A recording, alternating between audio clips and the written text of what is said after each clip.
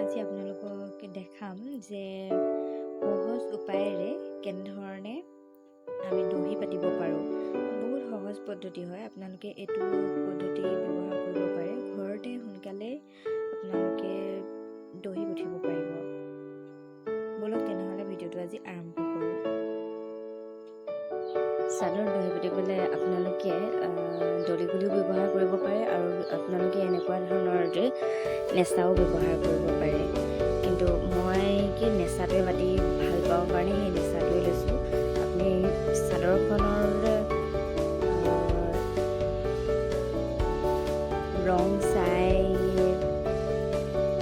ল'ব পাৰে, কেনেকুৱা ধৰণৰ ৰং আপোনালোকে ব্যৱহাৰ কৰিব বিচাৰে এনেকুৱা ৰং আপোনালোকে ল'ব পাৰে। সূতা নেচাৰ পৰা কাটি লৈ বা কাৰ্ডবৰ্ডৰ সহায়ত আপোনালোকে কাটি সৰু সৰু কৰি ল'ব পাৰে। তাৰপিছত আপোনালোকে এনেকৈ সূতাত বেজিত সূতা ভৰাই ল'ব।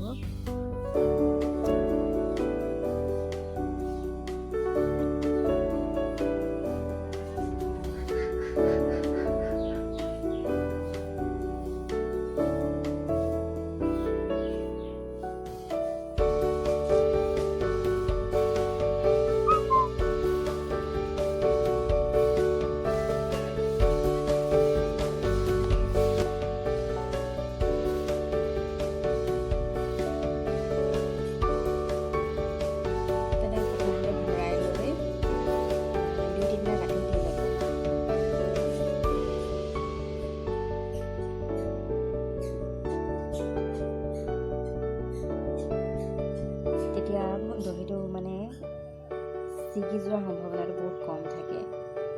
সেইকাৰণে 2 বা 3টা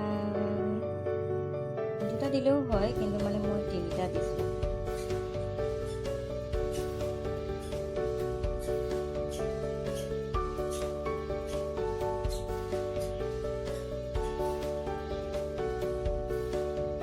এনেকৈ লৈ সূতাখিনি এনেধৰণৰ কৰি ভৰাই দিব।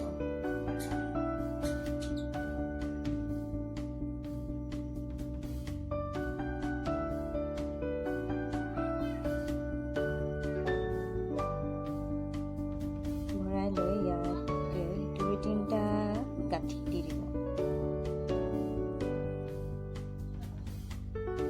2টা দিলেও হয়, কিন্তু 3টা দিলে আৰু অলপ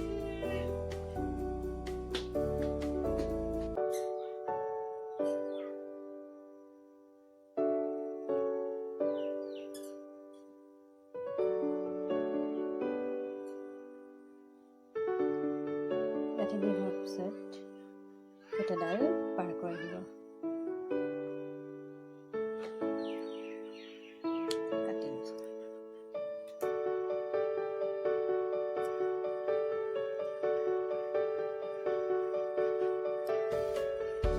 যিমান জোখত আপোনালোকে দিব বিচাৰে সিমান জোখত আপোনালোকে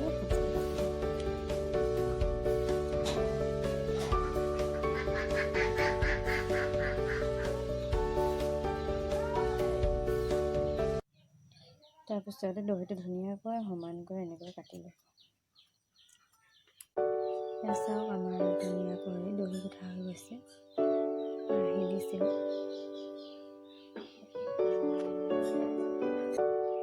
এনেকৈ সহজ পদ্ধতিৰে আপোনালোকে ঘৰতে নিজেই দহি বাতি ল'ব পাৰে। চব ধুনীয়া হৈছে।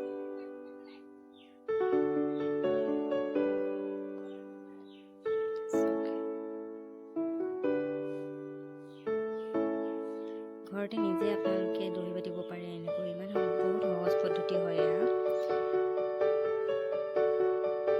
দেখিবলৈও ধুনীয়া হয়। আপোনালোকে এইটো দোকানত যিকোনো দোকানত গৈ খুজিলে আপোনালোকক দি দিব।